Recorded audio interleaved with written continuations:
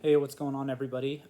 Thanks for tuning in to today's video. I'm super excited to talk about this subject, and this has been one I've been thinking about for a while now, and it's on the uh, the existence of miracles, the possibility of miracles, and kind of what it means in the world, like when people are rejecting the miraculous or uh, rejecting God, and um, so the idea of miracles existing is is a it's kind of like this.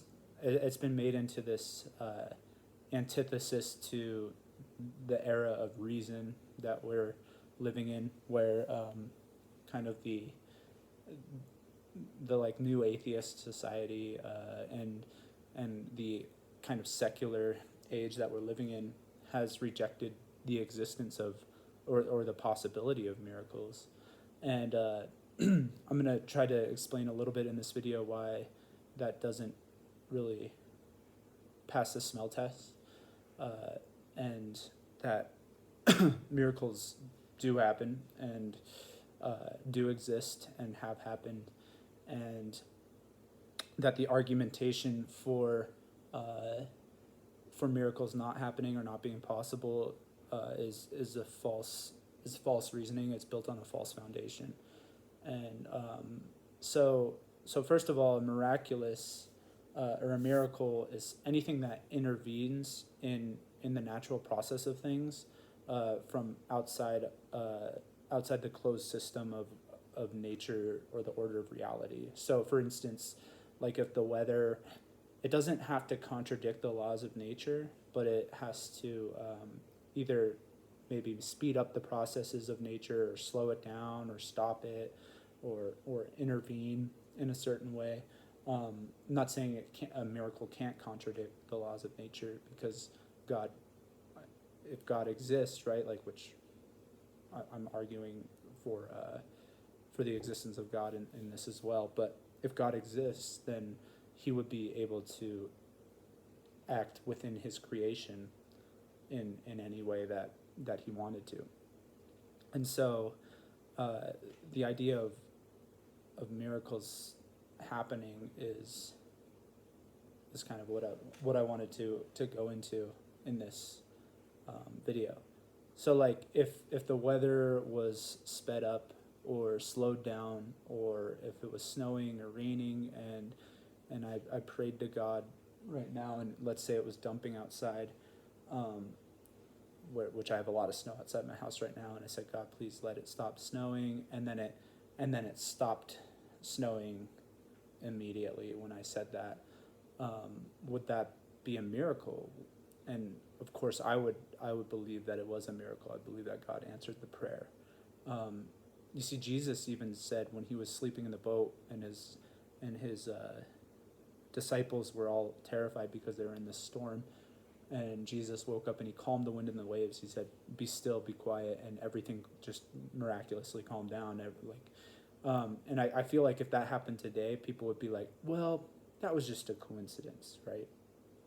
And so one of the ideas about how to determine the possibility of a miracle is to see whether it's plausible or to determine its probability. For example, if you keep experiencing unlikely events in the course of a certain time, and you add up the probability, and it becomes so improbable that it's more likely a miracle than it probably was God intervening in something in your life. But it still doesn't.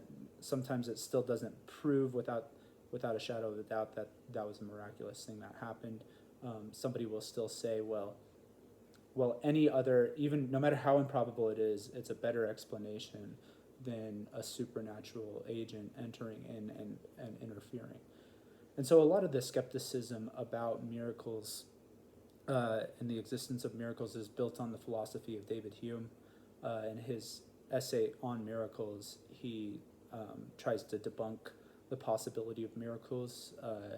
And what ends up basically, I don't remember all the ins and outs of his argument, but if I was to sum it up really aptly, I would say that his argument is basically like miracles can't happen and therefore they don't happen.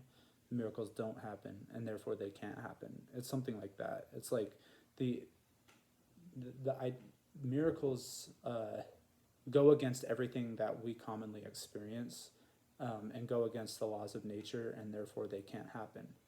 Yet a miracle, by definition, is something that interferes with the process of the law of nature. So you're arguing against the very definition of what a miracle is by expecting anything in the system of miracles only to be able to occur within the already existing law of nature that you're, and so it's arguing for the lack of miracles or for the impossibility of miracles through a preconceived assumption or a set of preconceived skepticism, basically. And so it would be like if I was arguing for the existence of miracles and arguing for that, and my entire premise for the existence of miracles is that the laws of nature are not trustworthy and therefore miracles exist. And so that would not be a provable argument. That would not work to say that for the existence of miracles.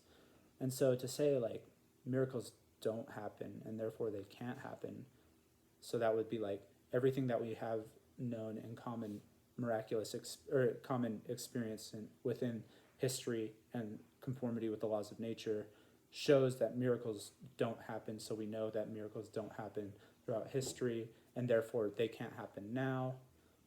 It's not a provable claim to say that because we haven't experienced anything, it can't happen now. And neither is it a provable claim to say that because something goes against the laws of nature, then therefore every account of what a miracle has been is disproved because it doesn't fit. So it's begging the question about the kind of the logic behind the argument, if that makes sense. And so basically, like C.S. Lewis pointed out that reasoning was circular, and that the logic of that argument, like I said, it begs a question.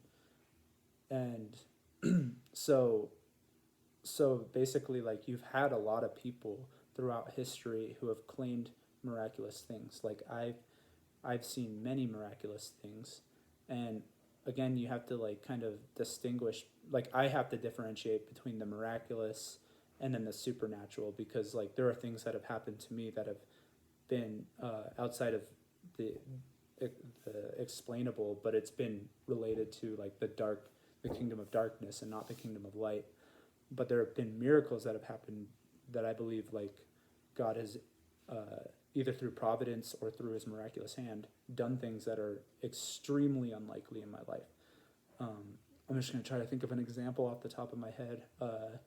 Last week I was reading, God was really putting it on my heart to study John the Baptist and Elijah, which I just did a video on John the Baptist and Elijah, so check that one out if you're interested. And that day I ended up meeting somebody at church named Elijah, and we went out for dinner that night at church, and he said, I was talking about Elijah with another friend, and like we were just fascinated by the story of Elijah. And then I end up going to dinner with this guy named Elijah. Now, of course, you could say that's just a coincidence. But the thing is, like, when you walk with God for any amount of time, you start to see that there's too many coincidences for them to always just be coincidence. And that's why I've said in other videos that, like, Christians should not be looking at things primarily through the lens of just coincidence and chance and randomness and chaos. But we should be looking at things as though they have meaning. But there's like an extreme that you don't want to go to on that side either, where you're obviously like you're always overanalyzing every single instant of your life and moment, and looking for too much meaning, reading too much meaning into things. I think that could be like a little bit maddening, right? So anyways, at dinner with this guy named Elijah, and I tell him, like, I start telling him about what his name means, and what his name means in the context of the story of Elijah. And I think I talked about that in my other video, so I'm not going to get into that here.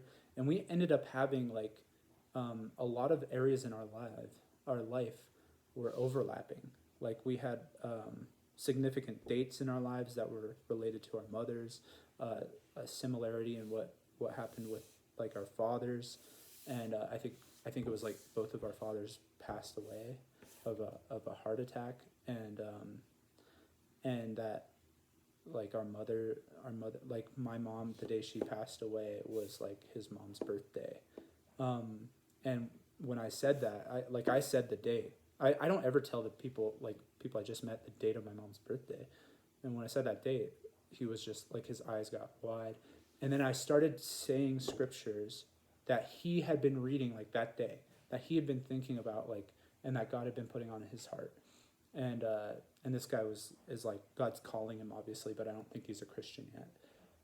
And so it was just like, in that hour that we were sitting there having dinner, like probably 6 or 7 different really improbable things happened within that conversation. And so like, I guess if you put all those improbabilities and you times each other, it's like so astronomically improbable that it's like, obviously God's got his hand in this meeting. God puts people in each other's lives. And so basically all I'm trying to say with that is that people have encounters, whether it's through providence or through the miraculous, where the best explanation is through something miraculous happening, something miraculous taking place. There's an example that I just thought of, and I'm going to represent this, but this is not related to God, but it's just related to like the paranormal. And so like ghosts, like ghosts and whatever. So I had a video of a family member. They were filming themselves, dancing. And as they were filming, they were at this old lake house in Vermont. And as they were dancing in the video, they didn't even notice this. Like this video, so this video wasn't fake. They didn't notice that this was even in the video. But as they're dancing, there's a table in front of them, and this table is totally stationary. I mean, they're dancing on the ground. It's not like shaking the table or anything. Like I'm shaking this table right now, and it's barely doing anything. And so you can see in the table's not shaking, and on the table there's like a soda can. I'm just gonna pretend this is the soda can, or a beer can or something, and it just goes, and it just tips over, right? So I'm not saying it was a ghost, but a lot of people debunk ghost videos or whatever videos because they say like that person was obviously faking it. So the point is, this person wasn't faking it. Now the people who made this video, I pointed this out to them, and I'm like, that's kind of hard to explain because the table's not shaking and you have a can that just like suddenly just kind of, it slowly tips over too. That's the weird thing. It doesn't just like fall over suddenly. And so anyways, that's not a miracle. That's just like something out of the realm of like what's explainable. And so the point is, like, yeah, lots of people fake videos like that. But if one thing can be proven as like something happening outside of like the laws of nature, then it kind of show that there's like a possibility for those things to happen in general.